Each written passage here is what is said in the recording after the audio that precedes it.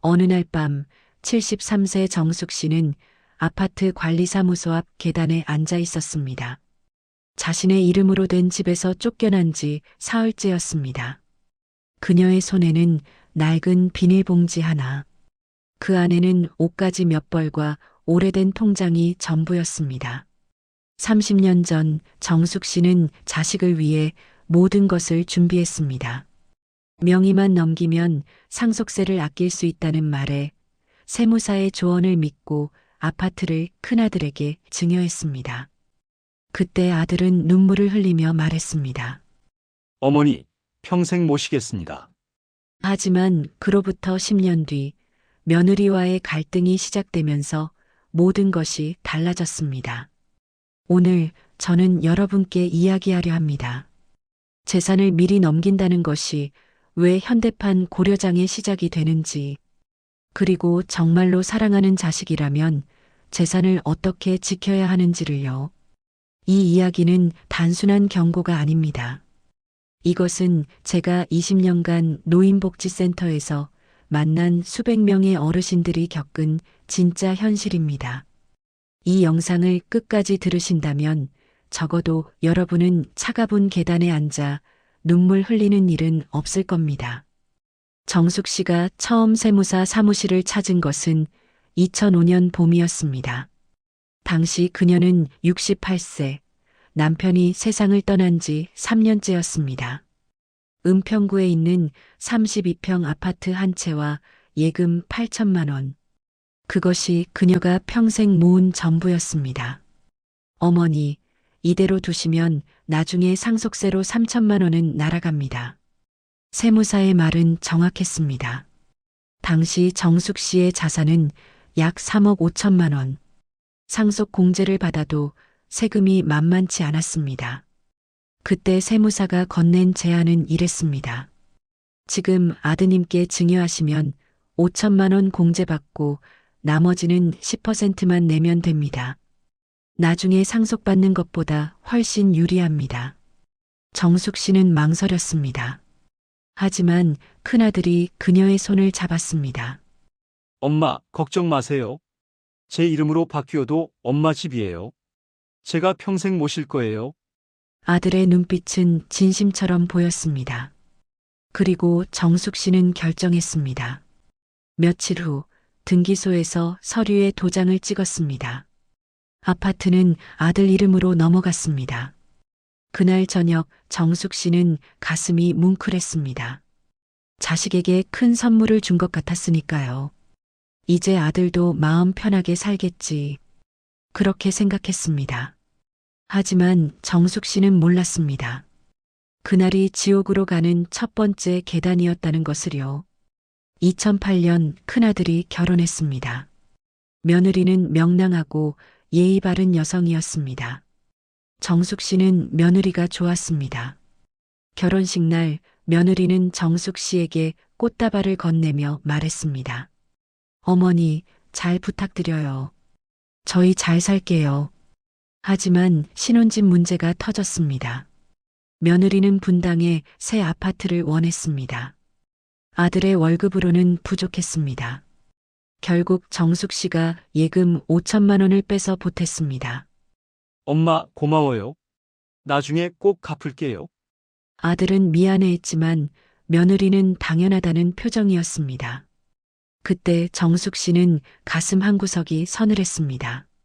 하지만 참았습니다. 며느리가 아직 어리니까라고 스스로를 달랬습니다. 2010년 손자가 태어났습니다. 정숙 씨는 너무 기뻤습니다. 매일 아들네 집에 가서 손자를 돌봤습니다.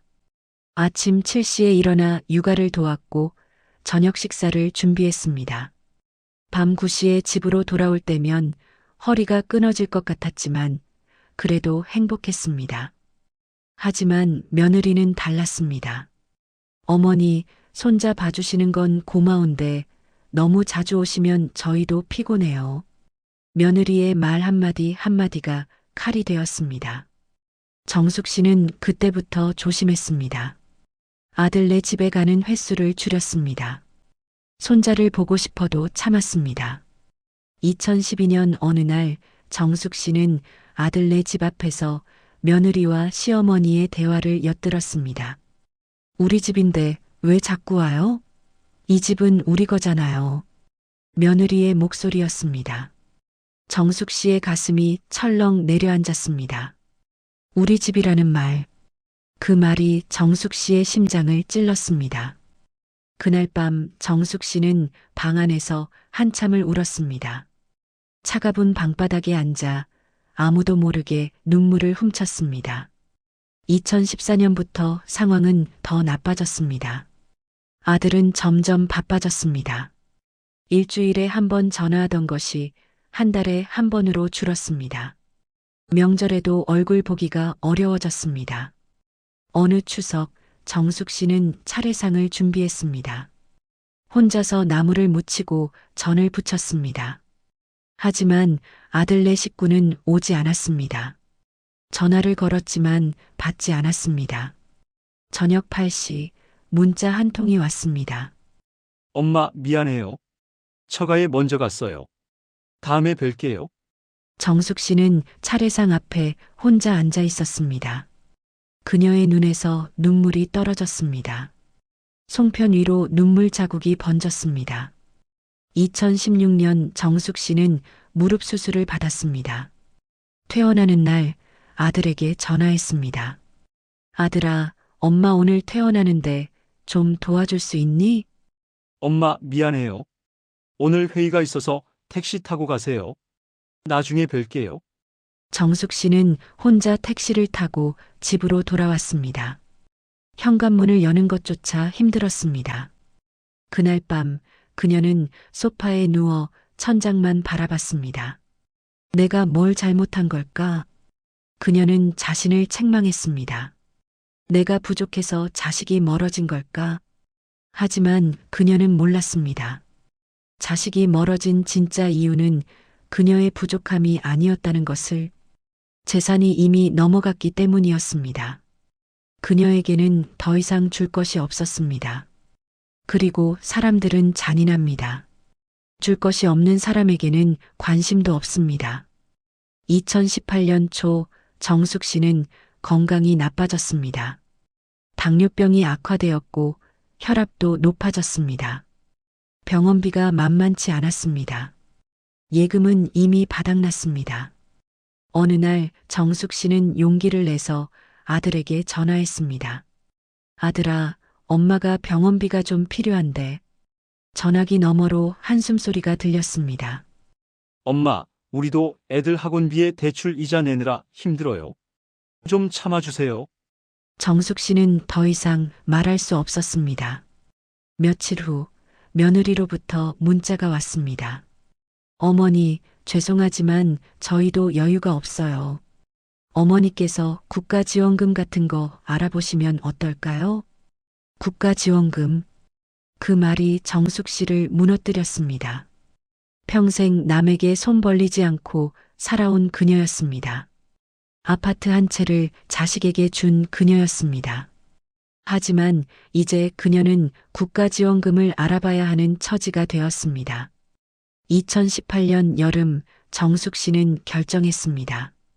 아들네 집으로 이사 가기로요. 아파트는 아들 명의였지만 그곳은 원래 그녀의 집이었습니다. 그녀는 생각했습니다. 내가 산 집인데 같이 살면 되지. 하지만 며느리는 달랐습니다. 어머니, 갑자기 그러시면 저희가 너무 힘들어요. 저희도 프라이버시가 필요해요. 아들도 머뭇거렸습니다. 엄마, 조금만 더 기다려줘요. 제가 여유 생기면 엄마 모실게요. 하지만 정숙 씨는 알았습니다. 조금 더는 영원히 오지 않는다는 것을요. 2019년 가을 정숙 씨는 더 이상 집세를 낼 수 없었습니다. 그녀는 아들에게 마지막으로 부탁했습니다. 아들아, 엄마가 그 집에서 좀 살면 안 될까? 그 집은 원래 엄마 집이었잖아. 전화기 너머로 며느리의 목소리가 들렸습니다. 어보, 엄마한테 뭐라고 해요? 이건 우리 집이에요. 명의도 우리 거고. 그리고 아들이 말했습니다. 엄마, 미안해요. 이 집은 제 명의예요. 법적으로 제 집이에요. 엄마가 여기 사시면 저희가 너무 힘들어요. 정숙 씨는 그날 전화를 끊고 하염없이 울었습니다. 그녀가 30년 동안 살았던 집, 그녀가 남편과 함께 지은 추억의 공간, 그곳에서 그녀는 이제 손님도 될 수 없었습니다. 2019년 12월 정숙 씨는 법률구조공단을 찾아갔습니다. 변호사는 고개를 저었습니다. 어르신, 이미 증여가 완료되었어요. 법적으로 그 아파트는 아드님 소유입니다. 어르신이 거주할 권리는 없습니다. 하지만 그건 제 집이었어요. 제가 평생 모아서 산 집이에요. 증여 당시 거주권 설정을 하셨어야 했어요. 지금은 어렵습니다. 정숙 씨는 무너졌습니다. 그녀가 잘못 이해한 것이 있었습니다. 재산을 주면 자식이 효도할 거라고 믿었던 것. 하지만 현실은 달랐습니다. 재산이 넘어간 순간 그녀는 힘을 잃었습니다. 2020년 1월 정숙 씨는 월세 60만 원짜리 반지하 방으로 이사했습니다. 국민연금 50만 원으로는 턱없이 부족했습니다. 그녀는 남은 돈을 아끼기 위해 하루 한 끼만 먹었습니다. 어느 날 그녀는 마트에서 할인된 김밥을 샀습니다. 유통기한이 하루 지난 것이었습니다. 그것을 먹고 배탈이 났습니다. 병원에 가고 싶었지만 병원비가 아까웠습니다. 그녀는 집에서 이틀 동안 혼자 앓았습니다. 2020년 6월 정숙 씨는 더 이상 월세를 낼 수 없었습니다. 집주인이 독촉했습니다. 그녀는 아들에게 마지막으로 전화했습니다. 아들아, 엄마가 월세를 못 내고 있어. 50만 원만 도와줄 수 있니? 엄마, 저도 요즘 회사가 어려워서 죄송해요. 그리고 전화가 끊겼습니다. 정숙 씨는 멍하니 핸드폰을 내려다봤습니다. 그때 그녀는 깨달았습니다. 아들은 이미 그녀를 버렸다는 것을요. 2020년 7월 정숙 씨는 집에서 쫓겨났습니다. 그녀는 짐을 싸서 비닐봉지에 담았습니다. 갈 곳이 없었습니다. 그녀는 아파트 관리사무소 앞 계단에 앉았습니다. 밤이 되었습니다. 여름이었지만 바람은 차가웠습니다. 정숙 씨는 계단에 앉아 하늘을 바라봤습니다. 별이 보였습니다. 그녀는 남편을 떠올렸습니다. 여보, 내가 잘못했어요. 당신이 말리던 걸 내가 고집부렸어요. 남편은 생전에 반대했습니다. 재산을 미리 주면 안 돼. 나중에 후회할 거야. 하지만 정숙 씨는 듣지 않았습니다. 그리고 지금 그녀는 거리에 앉아 있었습니다. 정숙 씨의 이야기는 특별한 것이 아닙니다. 이것은 대한민국 곳곳에서 일어나는 현실입니다. 2022년 대한노인의 조사에 따르면 재산을 미리 증여한 노인 중 43%가 자녀로부터 경제적 방임을 경험했습니다. 방임이란 무엇일까요? 생활비를 주지 않고 병원비를 대지 않고 연락을 끊는 것입니다. 왜 이런 일이 반복될까요? 이유는 간단합니다. 힘의 균형이 무너지기 때문입니다. 재산이 있는 부모는 힘이 있습니다. 자식은 상속을 기대합니다. 그래서 효도합니다. 하지만 재산이 이미 넘어간 부모는 힘이 없습니다. 자식은 더 이상 기대할 것이 없습니다. 그래서 무시합니다. 이것은 냉정한 현실입니다. 우리는 사랑으로 가족이 유지된다고 믿고 싶어 합니다. 하지만 현실은 다릅니다. 돈이 없는 사랑은 쉽게 식습니다. 미숙 씨의 경우를 보겠습니다. 그녀는 2015년에 아파트를 딸에게 증여했습니다. 딸은 당시 눈물을 흘리며 고마워했습니다. 하지만 2018년 딸이 결혼하면서 모든 것이 바뀌었습니다. 사위는 미숙 씨를 싫어했습니다. 장모님이 너무 자주 오신다며 불평했습니다. 딸은 남편 편을 들었습니다. 미숙 씨는 점점 소외되었습니다. 2020년 미숙 씨는 딸에게 부탁했습니다. 딸아, 엄마가 그 집에 잠깐만 얹혀 살면 안 될까? 하지만 딸은 거절했습니다. 엄마, 미안해요. 우리도 애들 키우느라 힘들어요. 결국 미숙 씨는 요양원에 들어갔습니다. 국가 지원으로 들어간 무료 요양원이었습니다. 그곳에서 그녀는 매일 딸을 기다렸습니다. 하지만 딸은 1년에 한 번도 오지 않았습니다. 많은 부모님들이 물어봅니다. 재산을 넘겼는데 자식이 모시지 않으면 법적으로 되찾을 수 없나요? 안타깝게도 답은 거의 불가능합니다입니다. 증여는 법적 행위입니다. 일단 증여가 완료되면 그 재산은 받은 사람의 소유가 됩니다. 원칙적으로 되돌릴 수 없습니다. 물론 예외는 있습니다.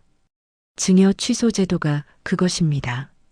민법 제556조에 따르면 수증자 재산을 받은 사람과 증여자 재산을 준 사람에게 현저한 배은행위를 했을 경우 증여를 취소할 수 있습니다. 하지만 현실은 다릅니다. 현저한 배은행위의 기준이 매우 높기 때문입니다. 단순히 연락을 안 하거나 생활비를 주지 않는 것만으로는 인정되지 않습니다. 폭행, 협박, 심각한 모욕 등이 있어야 합니다. 또한 증여 후 상당한 시간이 지나면 취소 자체가 어렵습니다. 법원은 이미 수증자가 그 재산에 의지해서 생활하고 있다는 이유로 취소를 불허하는 경우가 많습니다. 2019년 서울중앙지법의 한 판결을 보겠습니다. 80세 노모가 아들에게 아파트를 증여했습니다. 아들은 처음에는 잘 모셨습니다. 하지만 3년 후 며느리와의 갈등으로 노모를 집에서 내쫓았습니다. 노모는 증여 취소 소송을 제기했습니다. 하지만 법원은 기각했습니다. 이유는 이랬습니다. 아들이 어머니를 내쫓은 것은 유감스러운 일이나 폭행이나 협박이 있었다는 증거가 없으므로 현저한 배은행위로 볼 수 없다. 결국 노모는 패소했습니다. 그녀는 아파트를 되찾지 못했습니다. 그녀는 지금도 월세방에서 홀로 살고 있습니다.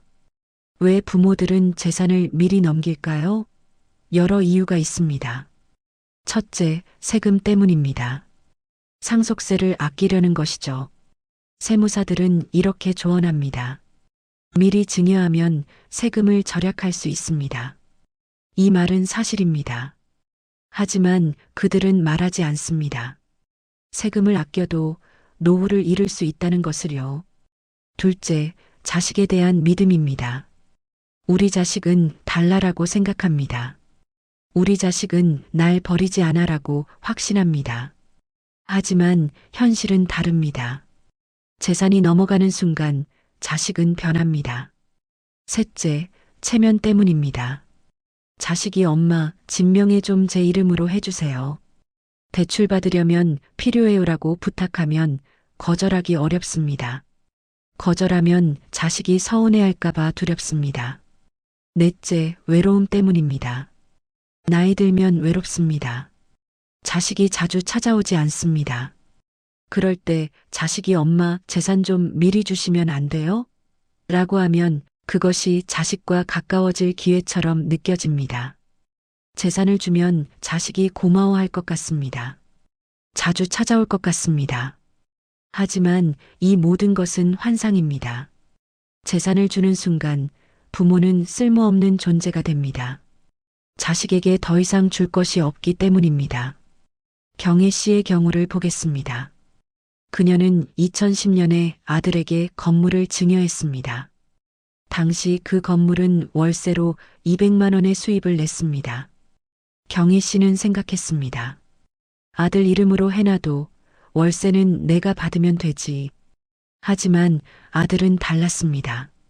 건물이 자기 명의가 되자 아들은 말했습니다. 엄마, 이제 이 건물은 제 거예요. 월세도 제가 받을게요. 경희 씨는 당황했습니다. 아니, 그래도 엄마가 생활비는 필요하잖아. 하지만 아들은 단호했습니다. 엄마, 법적으로 제 건물이에요. 경희 씨는 할 말을 잃었습니다. 그날 밤 그녀는 방에서 혼자 울었습니다. 그녀가 30년 동안 힘들게 모아 산 건물. 그 건물에서 나오는 수입으로 노후를 계획했던 그녀. 하지만 이제 그녀는 아무것도 없었습니다. 부모가 재산을 넘긴 후 가장 큰 문제는 며느리나 사위입니다. 자식은 그래도 미안해합니다. 하지만 며느리나 사위는 다릅니다. 그들에게 시부모나 장인장모는 부담일 뿐입니다. 순자 씨의 경우를 보겠습니다. 그녀는 아들에게 아파트를 증여했습니다. 아들은 고마워했습니다. 하지만 며느리는 달랐습니다. 우리가 받은 거 맞죠? 이제 우리 집이죠? 며느리의 말투는 냉정했습니다. 순자 씨는 불안했습니다.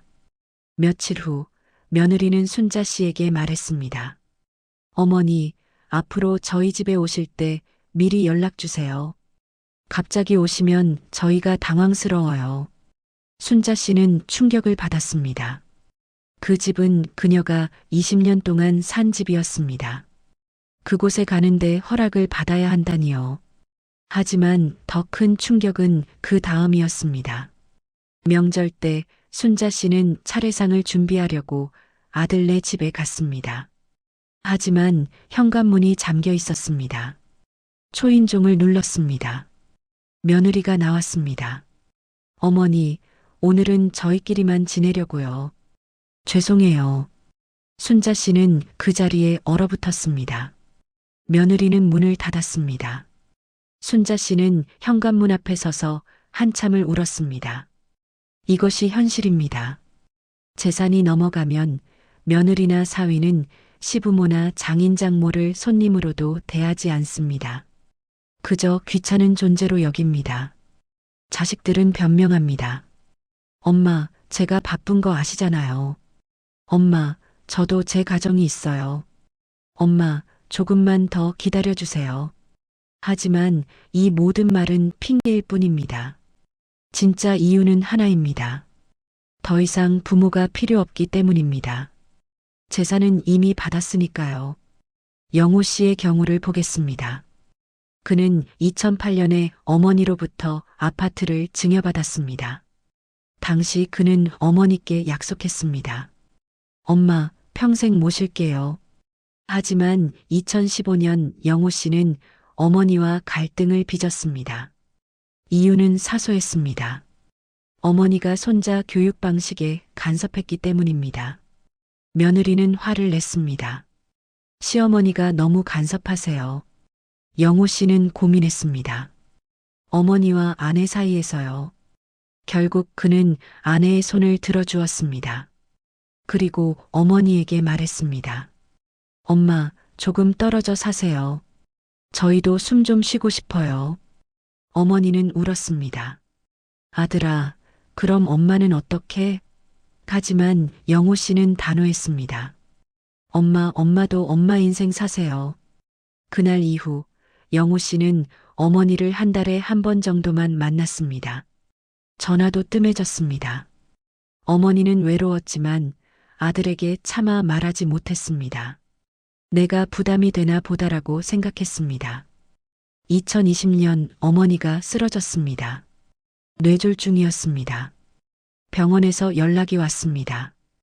영호 씨는 병원에 갔습니다. 하지만 그는 어머니를 집으로 모시지 않았습니다. 대신 요양병원에 입원시켰습니다. 엄마, 여기서 치료받으세요. 제가 자주 올게요. 하지만 영호 씨는 자주 오지 않았습니다.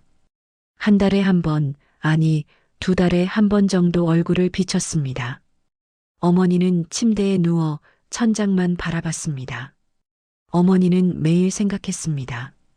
내가 집을 넘기지 않았다면 지금 이렇게 되지 않았을 텐데. 이제 통계를 보겠습니다. 숫자는 거짓말을 하지 않습니다. 보건복지부 2021년 노인학대 실태조사에 따르면 노인학대의 88.2%가 가족에 의해 발생합니다. 그중 아들에 의한 학대가 38.4%로 가장 많습니다. 딸이 14.2%, 며느리가 12.3%입니다. 학대의 유형을 보면 정서적 학대가 48.3%로 가장 많습니다. 다음은 방임 40.7%, 경제적 학대 23.1%입니다. 정서적 학대란 무엇일까요? 무시하고, 욕하고, 소리 지르는 것입니다. 방임은 돌보지 않는 것입니다. 경제적 학대는 재산을 빼앗거나 생활비를 주지 않는 것입니다. 특히 주목할 부분은 이것입니다. 재산을 미리 증여한 노인의 경우 경제적 학대를 경험할 확률이 2.8배 높습니다. 왜일까요? 재산이 없으니 자식이 더 이상 부모를 자산으로 보지 않기 때문입니다. 또 다른 충격적인 통계가 있습니다. 국민건강보험공단 2022년 조사에 따르면 65세 이상 노인 중 혼자 사는 비율이 34.2%입니다. 10명 중 3명이 혼자 산다는 뜻입니다. 그리고 이들 중 40.1%가 경제적 어려움을 겪고 있습니다. 왜 혼자 살까요? 자식과 함께 살지 못해서입니다. 왜 함께 살지 못할까요? 자식이 원하지 않기 때문입니다. 특히 재산을 이미 넘긴 부모의 경우 자식 집에서 환영받지 못합니다. 한국보건사회연구원 2023년 조사를 보면 자녀와 동거하는 노인 비율은 15.3%에 불과합니다. 30년 전인 1994년에는 이 비율이 46.8%였습니다. 30년 만에 3분의 1 수준으로 떨어진 것입니다. 왜 이렇게 되었을까요? 사회가 변했기 때문입니다. 과거에는 효도가 당연했습니다. 하지만 지금은 다릅니다. 개인주의가 강해졌습니다. 자식들은 내 인생을 더 중요하게 생각합니다. 그리고 재산을 미리 넘긴 부모는 더더욱 환영받지 못합니다. 왜냐하면 부담이기만 하고 이익이 없기 때문입니다. 지금까지 어두운 이야기만 했습니다. 하지만 희망은 있습니다. 어떻게 해야 할까요? 첫째, 재산은 끝까지 본인 명의로 유지하세요. 절대 미리 넘기지 마세요. 우리 자식은 달라라는 생각은 위험합니다. 어떤 자식도 변할 수 있습니다. 특히 며느리나 사위가 개입하면 상황은 급변합니다. 상속세가 걱정되십니까? 상속세를 내는 것이 길바닥에 낳는 것보다 낫습니다. 세금은 일부일 뿐입니다. 하지만 집을 잃으면 전부를 잃는 것입니다. 둘째, 반드시 거주권을 설정하세요. 만약 어쩔 수 없이 재산을 넘겨야 한다면 등기부에 거주권을 명시하세요.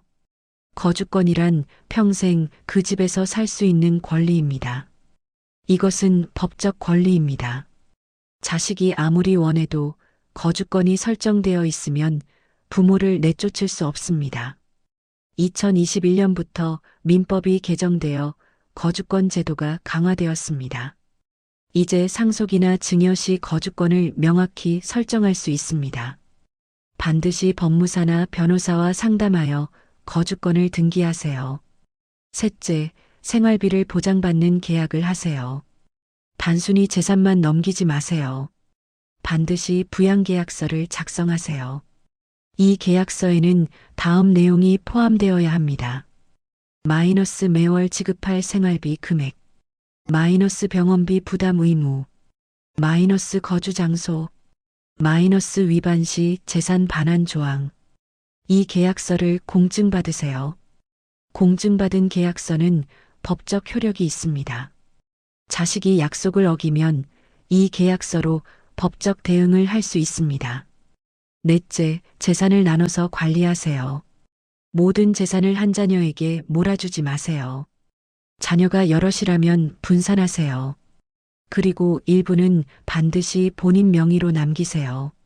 최소한 생활비를 감당할 수 있는 예금이나 부동산은 끝까지 지키세요. 다섯째, 전문가와 상담하세요. 세무사의 말만 듣지 마세요. 세무사는 세금 절약에만 관심이 있습니다. 하지만 여러분의 노후는 세금 문제만이 아닙니다. 반드시 법무사, 변호사, 재무설계사 등 여러 전문가의 조언을 들으세요. 이제 정숙 씨의 이야기로 돌아가겠습니다. 그녀는 계단에 앉아 있었습니다. 그때 한 사회복지사가 그녀를 발견했습니다. 어르신, 괜찮으세요? 여기서 뭐 하세요? 정숙 씨는 울먹이며 사연을 털어놨습니다. 사회복지사는 그녀를 복지센터로 데려갔습니다. 그곳에서 정숙 씨는 긴급주거 지원을 받았습니다. 서울시에서 운영하는 임시 쉼터였습니다. 며칠 후 법률구조공단 변호사가 정숙 씨를 찾아왔습니다. 어르신, 증여 취소 소송을 해봅시다. 하지만 정숙 씨는 고개를 저었습니다. 이제 싫어요. 아들 얼굴도 보기 싫어요. 변호사는 다른 방법을 제안했습니다. 어르신, 국가지원금을 신청하세요. 기초연금과 주거급여를 받을 수 있습니다. 정숙 씨는 망설였습니다. 평생 남에게 손 벌리지 않고 살았으니까요. 하지만 선택의 여지가 없었습니다. 그녀는 신청했습니다.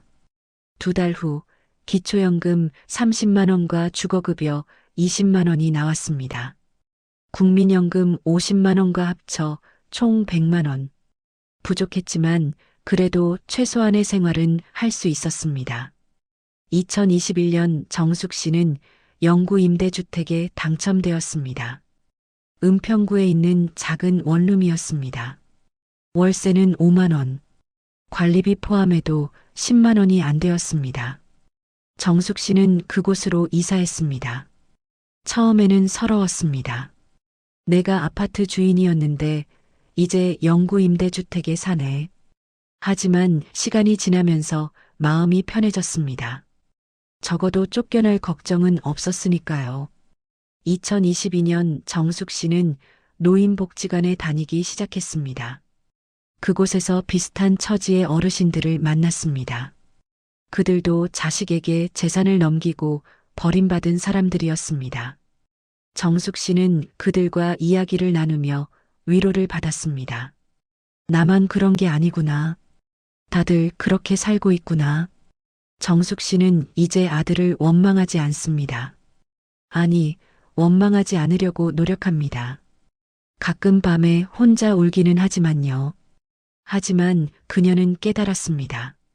아들을 기다려봤자 소용없다는 것을요. 2023년 정숙 씨는 다른 어르신들과 함께 작은 모임을 만들었습니다. 이름은 비움의 회였습니다. 자식을 비우고 욕심을 비우고 기대를 비우고 사는 어르신들의 모임이었습니다. 그들은 일주일에 한 번 만나 차를 마시며 이야기를 나눴습니다. 서로의 아픔을 나누고 서로를 위로했습니다. 정숙 씨는 그곳에서 진짜 가족을 발견했습니다. 핏줄로 이어진 가족이 아니라 아픔으로 이어진 가족이었습니다. 이 이야기를 듣는 자식들도 있을 겁니다. 여러분께 말씀드리고 싶습니다. 부모님의 재산을 미리 받지 마세요. 그것은 독이 든 선물입니다. 당장은 달콤하지만 나중에는 여러분 자신을 파괴합니다. 재산을 미리 받으면 여러분은 변합니다. 의식하지 못하겠지만 분명히 변합니다. 부모님을 대하는 태도가 달라집니다. 처음에는 고마워하지만 시간이 지나면 당연하게 여깁니다. 그리고 점점 부모님이 부담스러워집니다. 왜냐하면 이미 받았으니까요. 더 이상 기대할 것이 없으니까요. 그래서 부모님이 귀찮아집니다. 그리고 여러분의 배우자도 변합니다. 며느리든 사위든 그들은 시부모나 장인장모를 부담으로만 봅니다. 특히 이미 재산을 받은 후라면요. 그들은 노골적으로 말합니다. 이제 우리 집인데 왜 자꾸 오세요? 여러분은 그 말을 듣고 부끄럽지 않습니까? 부모님이 평생 모은 집에서 부모님이 손님 취급을 받는 모습을 보고 가슴이 아프지 않습니까? 그리고 무엇보다 여러분의 자녀가 지켜보고 있습니다. 자녀는 부모의 행동을 따라 배웁니다. 여러분이 부모님을 홀대하는 모습을 보면 자녀도 나중에 여러분을 똑같이 대할 것입니다. 이것은 저주가 아닙니다. 현실입니다. 여러분이 부모님께 하는 행동이 30년 후 여러분의 모습이 됩니다. 그러니 부모님의 재산을 탐내지 마세요. 부모님이 살아계실 때 최선을 다해 모시세요. 재산은 부모님이 돌아가신 후에 받으세요. 그것이 순리입니다. 재산을 지키는 것도 중요하지만 국가복지 혜택을 아는 것도 중요합니다. 많은 어르신들이 혜택을 모르고 지나갑니다. 윤자 씨의 경우를 보겠습니다. 그녀는 재산을 자식에게 넘기지 않았습니다. 남편이 돌아가신 후 그녀는 혼자 살았습니다. 국민연금 40만 원이 전부였습니다. 어느 날 복지관 상담사가 그녀를 찾아왔습니다. 어르신, 기초연금 신청하셨어요? 그게 뭔가요? 65세 이상 어르신 중 소득이 낮으면 받을 수 있어요. 최대 32만 원까지 나와요. 윤자 씨는 신청했습니다. 한 달 후 기초연금 30만 원이 나왔습니다. 국민연금과 합쳐 70만 원. 생활이 훨씬 나아졌습니다. 그뿐이 아니었습니다. 상담사는 다른 혜택도 알려줬습니다. 어르신, 주거급여도 신청하세요. 월세 사시면 지원받을 수 있어요. 윤자 씨는 월세 50만 원을 내고 있었습니다. 주거급여 신청 후 한 달에 20만 원을 지원받았습니다. 실질적으로 30만 원만 내면 되었습니다. 또 의료비 지원도 받았습니다. 65세 이상 어르신은 병원비 할인이 많았습니다. 복지카드를 발급받아 대중교통도 무료로 이용했습니다. 윤자 씨는 깨달았습니다. 국가가 나를 버리지 않는구나. 자식은 멀어졌지만 국가는 그녀를 지켜줬습니다. 여러분도 알아보세요. 주민센터에 가서 상담받으세요. 여러분이 받을 수 있는 혜택이 생각보다 많습니다. 이제 마지막 이야기입니다. 정숙 씨는 지금 어떻게 지낼까요? 정숙 씨는 여전히 영구 임대주택에 삽니다. 아들은 2년에 한 번 정도 연락합니다. 그것도 명절 때만요. 정숙 씨는 더 이상 아들을 원망하지 않습니다. 대신 자신의 삶에 집중합니다. 그녀는 복지관에서 요가를 배웁니다. 일주일에 3번 나갑니다. 몸이 가벼워졌습니다. 또 노인대학에서 스마트폰 사용법을 배웁니다. 이제 유튜브도 보고 카카오톡으로 친구들과 이야기합니다. 정숙 씨는 깨달았습니다. 행복은 재산에 있지 않다는 것을요. 행복은 내가 누구와 함께 있는가에 달려 있습니다. 그녀에게는 이제 새로운 가족이 있습니다. 복지관에서 만난 친구들입니다. 그들과 함께 밥을 먹고 이야기를 나누고 웃습니다. 그것으로 충분합니다. 어느 날 정숙 씨는 공원에 앉아 있었습니다. 햇살이 따뜻했습니다. 옆에는 친구 미숙 씨가 앉아 있었습니다. 두 사람은 말없이 공원을 바라봤습니다. 정수가 후회돼? 미숙 씨가 물었습니다. 뭐가? 아들한테 집 준 거. 정숙 씨는 한참 생각했습니다. 후회하지. 많이. 하지만 어쩌겠어. 이미 지나간 일인걸. 그래도 넌 잘 살고 있잖아. 잘 산다고? 응. 혼자서도 씩씩하게 살잖아. 나는 너 보면서 배워. 정숙 씨는 웃었습니다. 쓸쓸한 웃음이었지만 그래도 웃음이었습니다. 마지막으로 효도에 대해 이야기하겠습니다. 효도는 무엇일까요? 부모님께 비싼 선물을 사드리는 것일까요? 명절에 용돈을 드리는 것일까요? 아니면 재산을 물려받는 것일까요? 아닙니다. 진짜 효도는 함께 있어주는 것입니다. 부모님은 외롭습니다. 나이가 들수록 외로움은 커집니다. 친구들은 하나둘 세상을 떠납니다. 몸은 아프고 기력은 떨어집니다. 그때 부모님이 원하는 것은 돈이 아닙니다. 자식의 목소리입니다. 자식의 얼굴입니다. 일주일에 한 번 전화하세요. 한 달에 한 번 얼굴 보여드리세요. 그것만으로도 부모님은 행복합니다. 그리고 부모님의 재산을 탐내지 마세요. 그것은 부모님의 것입니다. 부모님이 평생 모은 것입니다. 그것으로 부모님이 편안한 노후를 보내시게 하세요. 재산은 부모님이 돌아가신 후에 받아도 늦지 않습니다. 오히려 그때 받는 것이 순리입니다. 부모님이 살아계실 때 재산을 받으면 여러분도 변하고 부모님도 힘들어집니다. 효도는 어렵지 않습니다. 그저 함께 있어주면 됩니다. 그것이 전부입니다. 이제 정리하겠습니다. 현대판 고려장을 피하려면 어떻게 해야 할까요? 첫째, 재산을 끝까지 지키세요. 절대 미리 넘기지 마세요. 둘째, 거주권을 설정하세요. 어쩔 수 없이 넘겨야 한다면 반드시 거주권을 등기하세요. 셋째, 부양계약서를 작성하세요. 생활비와 병원비를 보장받으세요. 넷째, 재산을 분산하세요. 한 자녀에게 몰아주지 마세요. 다섯째, 국가복지 혜택을 활용하세요. 주민센터에 가서 상담받으세요. 여섯째, 자식에게 기대하지 마세요. 자식은 자식의 인생이 있습니다. 여러분도 여러분의 인생을 사세요. 일곱째, 새로운 관계를 만드세요. 복지관에 나가세요. 친구를 사귀세요. 외로움을 이기는 방법은 혼자 있는 것이 아니라 누군가와 함께하는 것입니다. 2024년 봄 정숙 씨는 편지를 썼습니다. 아들에게 보내는 편지였습니다. 하지만 그녀는 그 편지를 보내지 않았습니다. 대신 서랍에 넣어뒀습니다. 언젠가 아들이 읽을지도 모른다는 희망을 품고요.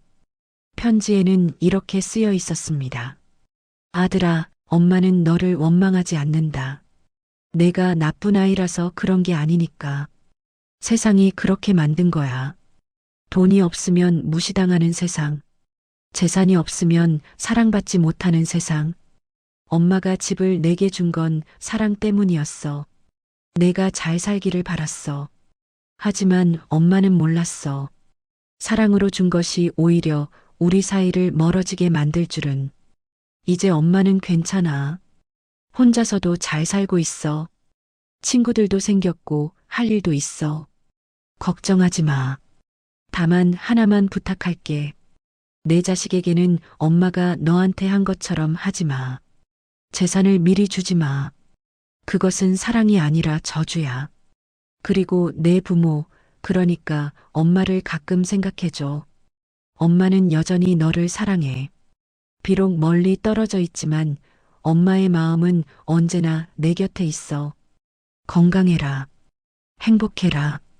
그것만으로도 엄마는 만족해. 사랑한다, 아들아. 엄마가. 정숙 씨는 편지를 접어서 서랍에 넣었습니다. 그리고 창밖을 바라봤습니다. 봄이었습니다. 벚꽃이 피고 있었습니다. 정숙 씨는 혼자 중얼거렸습니다. 이제 나도 나를 위해 살아야지. 이 긴 이야기를 끝까지 들어주셔서 감사합니다. 정숙 씨의 이야기는 픽션이 아닙니다. 이것은 우리 주변에서 매일 일어나는 현실입니다. 어쩌면 여러분의 부모님 이야기일 수도 있고 미래의 여러분 이야기일 수도 있습니다. 재산을 미리 넘기는 것은 사랑의 표현이 아닙니다. 그것은 위험한 도박입니다. 여러분의 노후를 걸고 하는 도박입니다. 자식을 믿지 말라는 게 아닙니다. 다만 인간의 본성을 믿으라는 겁니다. 사람은 변합니다. 특히 돈 앞에서는요. 여러분이 아무리 좋은 자식을 키웠어도 며느리나 사위가 개입하면 상황은 달라집니다. 그러니 재산을 지키세요. 그것이 여러분을 지키는 마지막 보루입니다. 그리고 기억하세요. 행복은 재산의 크기가 아니라 관계의 질에 달려 있습니다. 진짜 가족은 핏줄로 이어진 사람이 아니라 여러분을 진심으로 아끼는 사람입니다. 외로우면 밖으로 나가세요. 복지관에 가세요. 새로운 친구를 만드세요. 세상은 생각보다 따뜻합니다. 여러분을 환영하는 사람들이 많습니다. 그리고 자식들에게 말씀드립니다. 부모님이 살아계실 때 잘하세요. 돌아가신 후에 후회해도 소용없습니다. 효도는 지금 이 순간입니다. 마지막으로 정숙 씨의 말을 전합니다. 재산을 주면 자식이 효도할 거라고 믿지 마세요. 오히려 재산이 있어야 자식이 효도합니다. 이것이 슬픈 현실이지만 현실입니다. 여러분의 노후가 평안하기를 진심으로 바랍니다. 길바닥에 나앉는 일이 없기를 바랍니다. 그리고 여러분이 사랑하는 사람들과 행복한 시간을 보내시기를 바랍니다. 감사합니다. 여러분이 이 이야기를 듣고 무엇인가 느끼셨다면 댓글로 공감이라고 남겨주세요. 여러분의 이야기도 듣고 싶습니다. 혹시 비슷한 경험이 있으시다면 댓글로 나눠주세요. 우리는 함께 이야기하며 위로받을 수 있습니다. 그리고 이 영상이 도움이 되셨다면 주변의 어르신들께도 공유해주세요. 한 사람이라도 더 재산을 지키고 행복한 노후를 보낼 수 있도록 도와주세요. 다시 한번 감사합니다. 건강하세요. 행복하세요.